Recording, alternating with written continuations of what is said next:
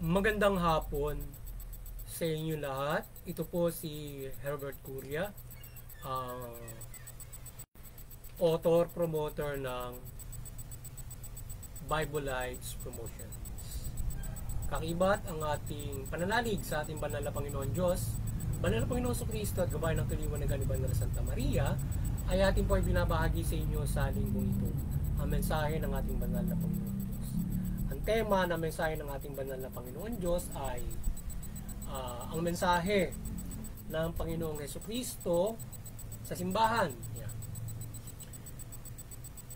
At mula po dito sa pahayag, Kabanata 3, talatang 8 hanggang 12, ito po yung mensahe. Sapagkat nalalaman ko ang iyong mga gawa. Alam kong kakaunti ang kakayanan mo, ngunit sinunod mo ang aking utos at tapat ka sa akin. Kaya binuksan ko ang pinto sa harapan mo at walang sino mang makapagsasara nito. Pakinggan mo, padudulugin ko sa iyo at payuyukurin sa harapan mo ang pangkat ni Satanas na nagsisinungaling at nagpapanggap na Hudyo upang malaman nilang iniibig kita. At sapagkat tinupad mo ang aking utos na matyaga, iingatan naman kita pagdating ng panahon ng pagsubok sa lahat ng tao sa buong sanlibutan. Darating ako sa lalong madaling panahon. Ingatan mo ang katangiang nasa iyo upang hindi maagaw nino man ang iyong korona. Ang magtatagumpay ay gagawin kong isang haligi sa templo ng aking Diyos, at hindi na siya maalis doon magpakailanman. Iuukit ko sa kanya ang pangalan ng aking Diyos at ang pangalan ng lungsod na aking Diyos, ang Jerusalem, ang bagong Jerusalem na bababa mula sa langit, buhat sa aking Diyos. Ngunit iuukit ko ito sa kanya ang aking bagong pangalan.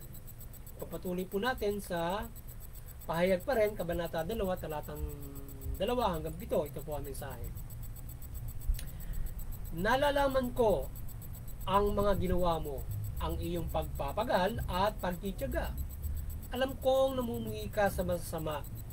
Sinubok mo ang mga nagpapanggap na apostol at napatunayan mong sila yung mga bulaan. Alam ko ring may matyaga ka at nagtitiis ng maraming kahirapan alang-alang sa akin at hindi nanlupaypay. Ngunit ito ang pinagdaramdam ko. Nanlamig ka na sa akin, hindi mo na ako mahal ngayon. Tulad ng dati, alalahanin mo ang dati mong kalagayan. Pagsisiya mo at taligdan ng ang iyong masamang gawa at gawin mong muli ang mga ginawa mo noong una. Kapag hindi ka nagsisi, papariyan ako at aalisin ka sa kanilalagyan ng iyong ilawan. Kung may pandinig kayo, dinggin nyo ang sinasabi ng Espiritu ng Iglesia. Sa magtatagumpay ay ibibigay ko ang karapatang kumain ng bunga ng punong kahoy ng buhay na nasa kahalamanan ng Diyos. Pagpatuloy po natin sa pahayag pa rin, Kabanata 2, talatang 11 hanggang 22, talatang 24 hanggang 20. Ito po ang mensahe. Nalalaman ko ang mga ginawa mo, ang iyong pagpapagod at pagtitiyaga. Alam kong namumuhi ka sa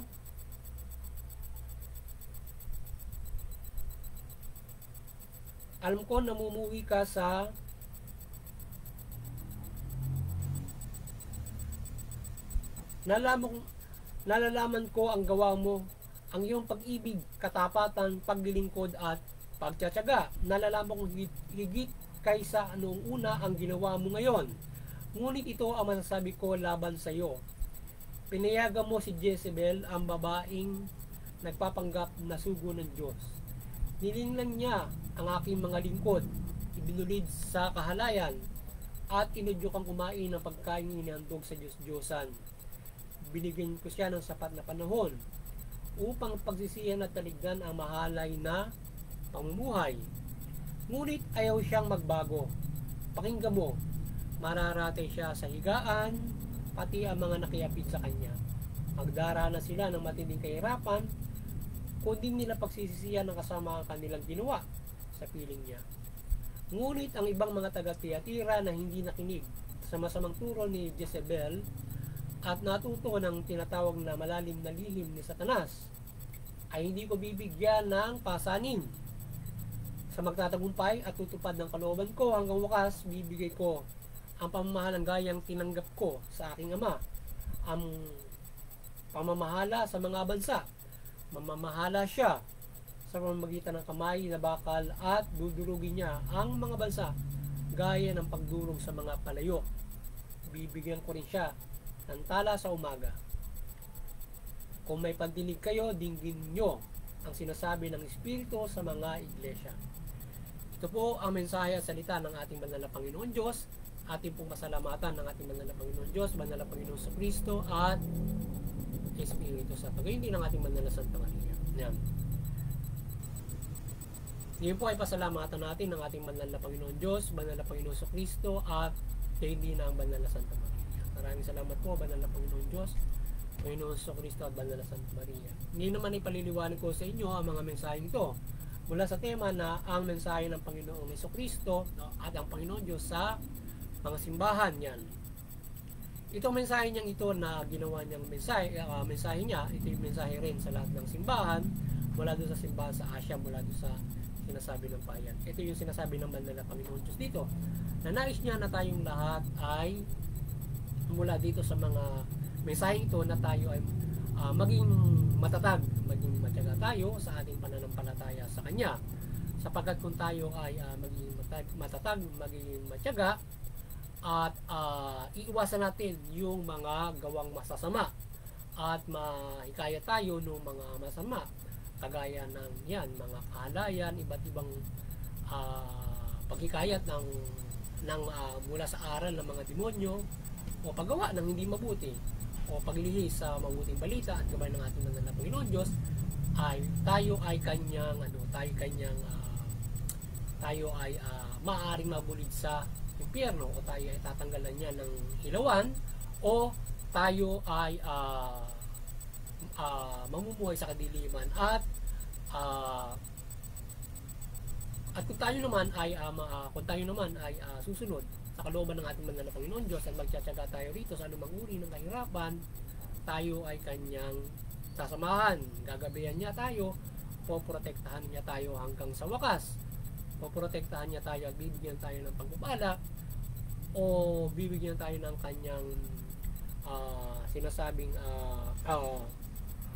yung kanyang reward sa atin pagdating ng takdang panahon, o tayo bibigyan niya ng pagpapala sa takdang panahon na tayo magbigay ng buhay na walang hanggan. Pamasahin natin na mula kahit doon sa isang 1,000 years parang bago pa dumating yung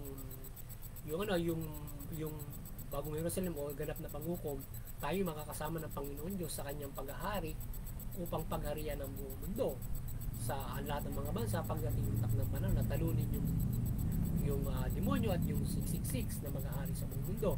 So kung maging matyaga tayo sa pananampalataya, ay tayo ay makakaisa diyan pwede tayong makisa diyan sa 1,000 years na yan para pamahalaanan ng buong mundo. Sa pamamahala ng banal na Panginoon sa Kristo, bibigyan tayo ng kanyang gampanin diyan sa mga bagay niyan sa panahon ng paghuhukom. At ilan lamang sa magtatagumpay na mananampalataya o magiging matyaga sa pananampalataya ng Diyos, pananampalataya natin sa Panginoon Diyos mula Panginoon sa Kristo, ang magkakaroon ng pagpapalang ito pagdating ng takdang panahon. Buhay na walang hanggan at iba't ibang mga pagpapala na ating makakamit kung tayo ay magiging matyaga mula sa pamumuhay nito, na tayo ay alang-alang sa Panginoon sa Kristo at pananampalataya natin sa Panginoon Diyos ay ating hinaharap ang lahat ng mga pagsubok, ang lahat ng kahirapan, ang lahat ng mga bagay. Gayunpaman, tayo ay hindi nagpapatilang dito. Sa ating pananampalataya, kasama natin ang pananampalataya, guys, sasamahan tayo ng Panginoon Diyos diyan para malagpasan natin yan sa ating pananampalataya. So, kung tayo nananampalataya, we are not alone na kinakaya natin yung mga bagay na yan. Kundi tayo tutulungan ng Panginoon Diyos para makaya natin ang mga bagay na kaya nga tayo nananampalataya, para tayo nananampalataya ng paggabay at pagprotekta sa atin ng banal na Panginoon hanggang sa pagdang panahon, at na mapagtagumpayan natin itong pamumuhay na ito, na matupad natin yung kanyang kalooban mula doon sa mabuting balita. Kaya ganyan tayo dapat na mamumuhay, na tayo ay magkaroon ng katyagaan sa loob ng ating simbahan, sa ating pananampalataya, para tayo ay magtagumpay pagdating ng takdang panahon at tamasahin natin ang kanyang ipinangako na kanyang sinabi o mensahe doon sa mga simbahan, at hindi lamang yun, sa kabuuan ng mabuting balita na kanyang pinangako para sa atin ay ating tatamuhin lahat yan na pang-araw-araw na pamumuhay hanggang sa buhay na walang hanggan ay ating makakamit ang mga bagay na yan. Kaya malaking pag-asa ang ibinibigay sa atin ng banal na Panginoon Diyos. Kaya napakahalaga kung tayo ay makasama doon sa 1,000 years na yan na mamahala. Halimbawa, yung panahon na ito, ilang taon na darating, biglang nagukom. So, pwede ka makasama doon sa 1,000 years na yun. Kung ikaw maging matapat sa Kanya, ikaw ay matyaga sa pananampalataya. Hindi ka gumagawa ng masama para matupad mo yung Kanya panahon. So, pwedeng kasama ka doon sa 1,000 years na yun para mamahala ka ng kamay na bakal kasama ng Panginoon Yeso Cristo. So, ganun pagpapala ang ibibigay sa iyo. Meron mabubuhay ka 1,000 years, di ba? From this, hindi nga sinasabi, hindi ka makakaranas ng kamatayan, makasama ka pa roon for 1,000 years, di ba? At ikaw ay mamahala doon. Yan. So yun, at muli sana ay nagabayan naman kayo ng Bible Lives Promotions sa pagbahagi natin ng mabuting balita, at kayo ay magkaroon ng malaking pag-asa sa inyong kaligtasang spiritual, at kayo ay talimain ang mabuting balita upang magkaroon ng kaligtasan niya na pagdating nung takdang panahon. At muli tayo ay nanampalataya ng paggabay ng Banal na Santa Maria, paggabay ng Panginoon Diyos, Panginoon Jesucristo at Espiritu Santo, ng kanyang gabay ng kanyang kapangyarihan, iba't ibang mga gabay, pagpapala, protekta, milagro sa atin sa pang-araw-araw na pamumuhay, sa pagbabahagi natin ito, at kayo ay mahikayat sa pananampalataya ng Diyos, at gabay tayo ng kaliwanagan at pagmimilagro ng Banal na Santa Maria. Sa ating pagbabahagi ito, ba't sa lahat ay kayo ay pakinggan nyo itong salita ng ating Banal na Panginoon Diyos, upang tayo ay, at isabuhay ito upang magkaroon tayo ng kaligtasan ng Espiritu. Pasalamat tayo kung tayo ay binabayan ng ganong klase ng mga pagmimilagro, or hindi lang naman yun ang igagabay sa atin ng Banal na Panginoon Diyos, kagaya ng ating nasabi kanina. Maraming gabay ang Panginoon Diyos kung tayo mananampalataya sa pang-araw-araw natin. Una-una, kung susundin natin yung mabuting balita, napakahusay ito'y napakabuting proteksyon sa ating lahat, at pagkakaroon ng pagpapala ng makapamuhay tayo ng salo-salo. Maliban dyan ay ang gabay na kapangyarihan ng Panginoon Diyos sa iba't ibang bagay na maaaring nating hilingin at ipagkaloob sa atin. Yan. At doon naman sa Interfaith Unity, patuloy tayong magkaisa dyan. Unawain natin ang mga reliyon para maiwasan natin yung digmaan, karahasan, at bagkos makahikaya tayo ng pagkakaisa, kapayapaan, at pagkakaroon ng pagtutulungan sa isa't isa yan. At maliban dyan yung CBCP, Vatican Church, maliwanagan kayo ni Banal na Santa Maria, patuloy yung pagtutuloy ang sangkatauhan sa pananampalataya sa Panginoon, sumala Panginoon sa Kristo, at mabuting balita. At sa ating munting kakayanan, tayo patuloy na nananampalataya ng gabay ng Panginoon Diyos, Panginoon sa Kristo, Espiritu Santo, Mother Mary, na ng kanyang pagmimilagro, kaliwanagan, at kayo ay ating patuloy ng pagbuklod sa pananampalataya sa Panginoon Diyos, mula Panginoon sa Kristo, at mabuting balita. At sa mga kapamahalaan, maliwanagan kayo ng Banal na Santa Maria at ng mabuting balita, at mamahala kayo ng mabuti, matuwid. Tugunin niyo yung karapatang pantao, at mamahala kayo ng patas na hustisya. Sa gayon, yung mga mamamayan ninyo ay tatamasahin ang mabuti niyong pamamahala, at makapamumuhay sila ng mabuti ayon sa karapatan, patas at higit sa lahat makakapanampalataya sila ng mapayapa sa ating Panginoon Diyos at maunlad. Magandang hapon sa inyo lahat at sana ay kayo ay nagabayan na naman ng mabuting balita o pagbabahagi natin ng mabuting balita dito sa Bible Evangelization at kayo ay pagpalain at mamuhay ayon dito. Magandang hapon sa inyo lahat. And God bless you.